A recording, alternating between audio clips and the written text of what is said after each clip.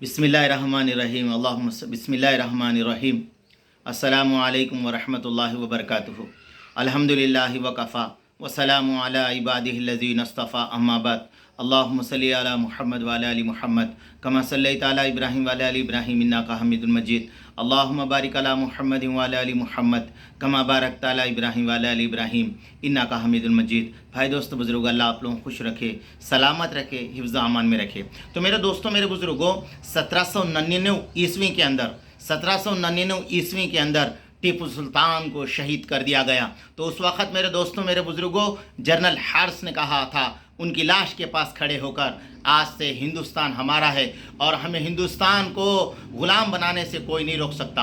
तो मेरे दोस्तों, मेरे बुज़ुर्गों, फरमाया उनकी जब तलवार को लेने की कोशिश की गई इंतकाल से पहले, फरमाया मेरे दोस्तों, वही तलवार लेकर जो उनको देखने के लिए आया था उसकी गर्दन को उड़ा दिए, जिसका नाम था टीपू सुल्तान। तो मेरे दोस्तों, मेरे बुज़ुर्गों, उसके बाद में फरमाया 1857 की जंग की आज़ादी में महाजा बनाया गया, एक महाजा नबाला जिसकी क़यादत हज़रत मौलाना जाफ़र तस्तरी के पास था।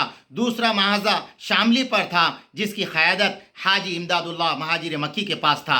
ये जंग में बड़े बड़े उलमा सुलहा शहीद और ज़ख्मी हुए। इस जंग में मौलाना नानोती ज़ख्मी हुए, इस जंग में मौलाना रशीद अहमद गंगोई ज़ख्मी हुए, इस जंग में हाफिज़ ज़ामिन शहीद हुए।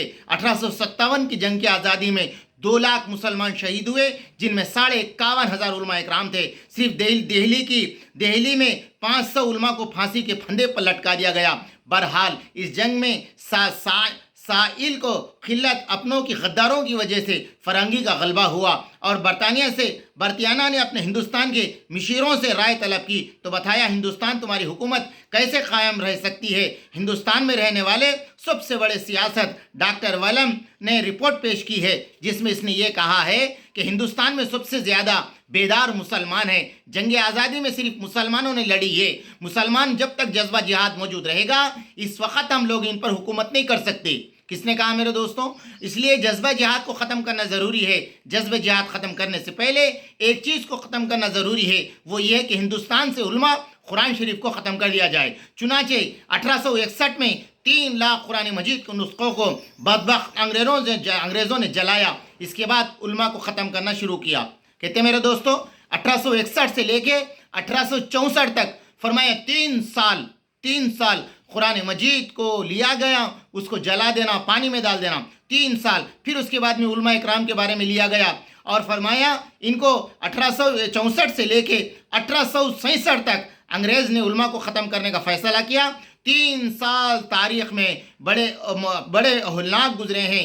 इन 3 सालों में अंग्रेज़ों ने 14,000 उलमा को तख्त पर लटका दिया। कितने? 14,000। टॉमसन कहता है दिल्ली की चांदनी चौक से लेकर खैबर तक कोई दरख्त ऐसा नहीं था जिस पे उलमा की गर्दनें लटकी ना हो। टॉमसन कहता है उलमा जिसको तांबे से दाग दिया जाता था। टॉमसन कहता है उलमा को सुअरों की खालों में बंद कर तंदूर में डाला जाता था।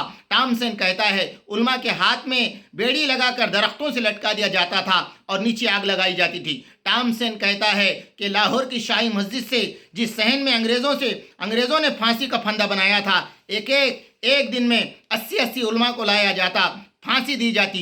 टॉमसन कहता है लाहौर की दरियावरी में 80 उलमा को बोरियों में बंद कर डाल दिया गया, ऊपर से गोली का निशाना बनाया गया।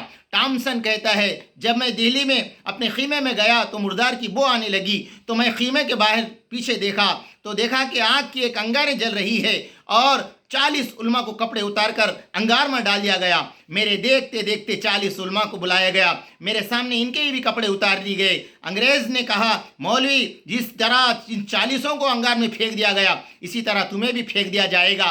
तुम अपनी ये कह दो कि हम 1857 की जंग में शरीक नहीं हुए, अभी छोड़ देंगे। टॉमसन कहता है मुझे पैदा करने वाले की कसम, एक आलिम भी ऐसा नहीं था जिसने ये इनकार किया हो। अल्लाह हमें जो है समझा दे।